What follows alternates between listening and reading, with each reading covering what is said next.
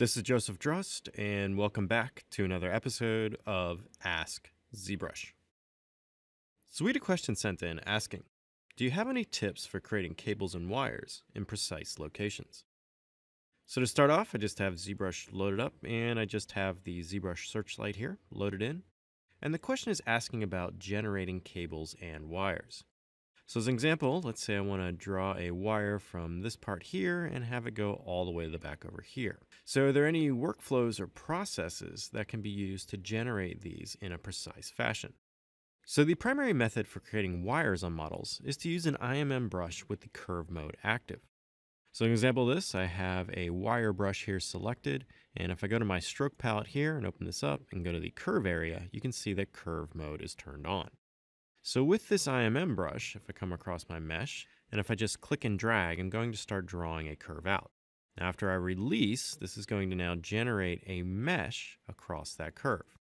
Now with this mesh being drawn across this curve, the curve is still active. So I can come in and click and drag on this curve, and I can start manipulating it to kind of change how this is being affected around my mesh.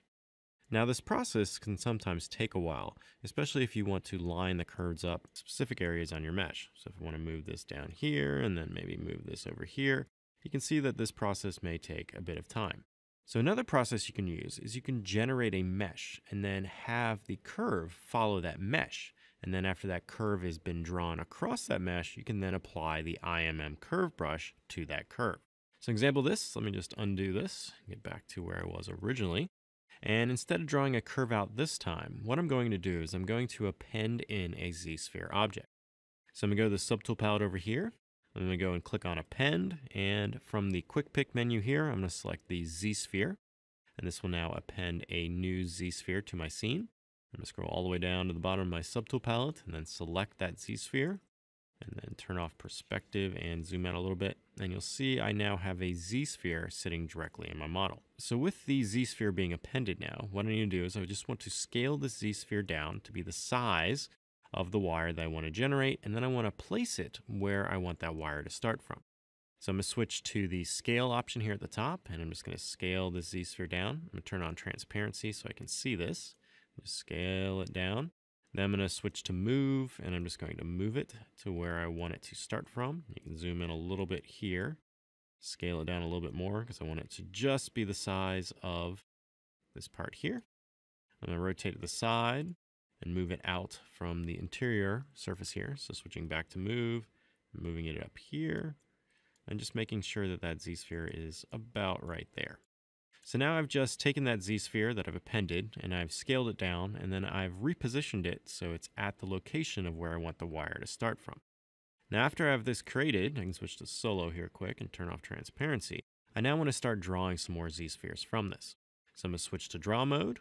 I'm going to switch to a smaller draw size here. And then I'm going to come across the surface here and I'm going to simply click and hold. And while holding, I'm going to press shift. And this is now going to generate this effect. So this is adding a new Z-sphere to my existing Z-sphere, and it's capturing the size of the original Z-sphere. So these two Z-spheres here should now be the same size. So now I can switch back to move and move this out a little bit here, and then get out of solo. And now if I rotate around, I'm getting something like this. So now what I'm going to do is I'm going to use the Z-sphere, and now I can manipulate the Z-spheres to how I want this wire to run.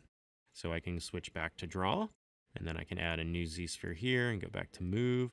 I can start manipulating this Z-sphere here and just reposition it around my mesh. So let's make this wire a little bit tricky. Let's have it running underneath through here like this. And I can just add another Z-sphere by switching back to draw, switching back to move. So I can move these and then draw another one and then move it. So I can funnel my wire through here, do something like this. And the process for manipulating the Z-spheres is simply just drawing and moving. So you can stretch out to the extent, you switch to draw, you can then add a Z-sphere in the middle of the chain there, and then you go back to move and you can start moving this around. So I'm just going to move these Z-spheres and just rotate my model and just start positioning these Z-spheres where I want this wire to be. So this process can take a little bit of time depending on how complex you want your wires to be, but this is going to give you a really nice and exact result. So I'm just going to go through and speed up this process as I draw the rest of these Z-spheres here and establish a nice smooth line.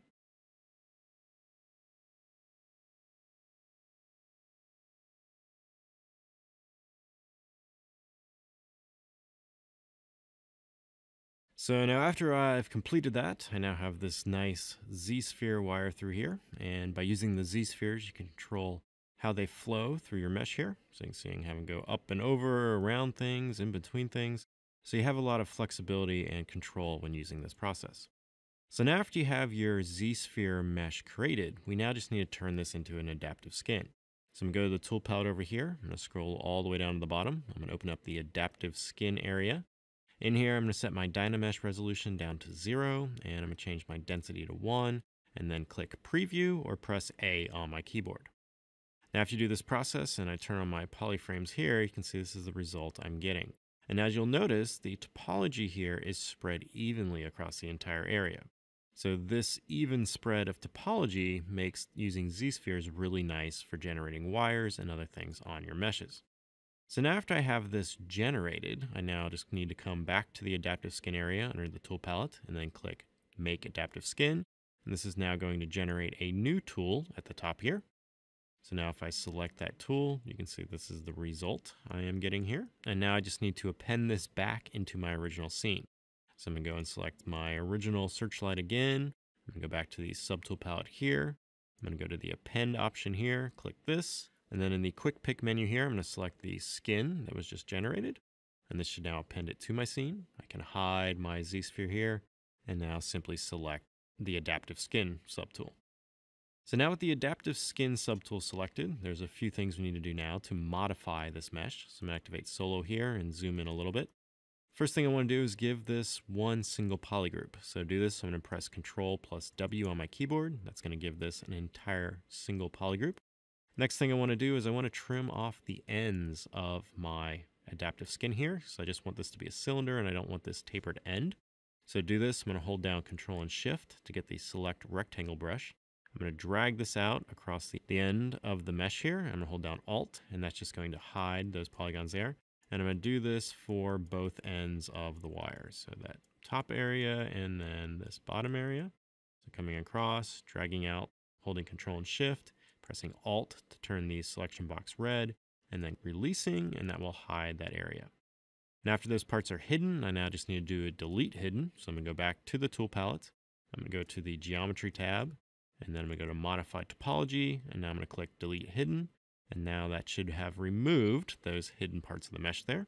And now I just have the mesh with those end caps trimmed off. So now the next thing I need to do is I want to assign some more polygroups to this mesh here. And to do this, I'm going to use the ZModeler brush. So I'm going to just zoom in a little bit here. And I'm going to navigate the brush palette over here and open this up. I'm going to locate the ZModeler brush here. With the ZModeler brush selected, I'm going to hover over one of the edges here. I'm going to press spacebar to go in the ZModeler Edge Action menu. I'm going to find the action of Polygroup and make sure my target is Polyloop. And I'm just come across one of these and click, and I'm just going to tap Alt to give it a more vibrant color here. So I've just added a new polygroup to one of the edge loops. I'm going to locate another edge loop right next to it and click and assign a different polygroup. So now I have this polygroup that's going all the way around that edge loop. I have this polygroup going around that edge loop. And then I have my other polygroup, which has the rest of the topology. So now that I have my mesh here broken into these three polygroups, I just need to hide my original polygroup here. So I'm going to hold down Ctrl and Shift again, make sure I have that select rectangle brush selected. I'm going to click on one of the vertices of that polygroup. This is now going to isolate it, and then clicking again will hide it. And now I should just have the two polygroups visible across my mesh. Now I go back to the geometry tab here and do a delete hidden. And that is now going to delete everything but these two edge loops here with those different polygroups. Now that I have my mesh like this, I can now use the frame mesh option, and this will generate a curve between the polygroup division. So I'm going to navigate up here to the stroke palette and open this up. I'm going to open up curve functions area. And then in here, you can see there's this large frame mesh button. I want to turn off border and creased edges. And I want to make sure I just have polygroups turned on. And now I can click frame mesh, and you'll see that I'm going to get a curve drawn along the polygroup division of that mesh. So now I've just generated a curve across that area. So now if I get out of solo, you can see I have something like this. So I have that single-sided mesh that consists of those 2 poly loops, and now I have a curve running all the way down it. So now that I have this curve running down it, now I can go and just select an IMM curve brush and then simply click on this curve. And it's going to take that curve brush and it's going to follow this curve that I generated. So now I can go back to my brush palette over here. I'm going to select that wires tool again.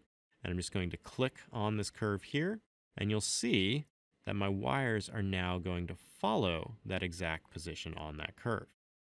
Now you will notice that this isn't fully matching where I had it originally, and this is because of the depth setting that the IMM curve brush currently has.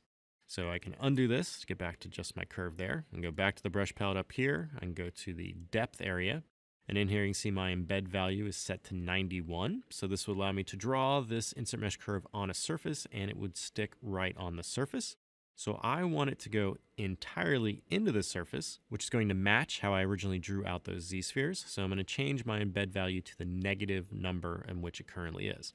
So I'm going to change it from 91 to negative 91 and hit enter. And now if I come across and click on this curve, and now it's going to take that and apply it to the curve, and you can see instead of it sticking out, it's now getting closer to where I want it to be. Now you will have to play with your draw size some when using this to make sure that it fits perfectly in that area. So this is still a little bit too small. So I'm going to undo this, up my draw size to say 24, and then click on that curve again. So that's getting a little better there. So let's go up one more time. Let's go to say 28 and then click on that. So there we go. That looks pretty good. Going all the way through the mesh there, and it looks like it's fitting those 2 end caps there. I can now get rid of the extra geometry here. So I can get rid of the curve. So I go to the stroke menu here, and go to the curve function area and click delete, which will delete the curve. And then I can go back to the subtool palette, and then I can go to split, and I can now do split unmasked points, which will now split off the initial z-sphere topology that I modified. And now I will just have a new subtool that just consists of that curve. So here we have that nice curve, and it's flowing all the way through the mesh like so. So this process is really handy, especially for doing complex wiring on meshes. So you just append a z-sphere to your scene, then you manipulate that z-sphere to generate the effect of where you want that wire to go.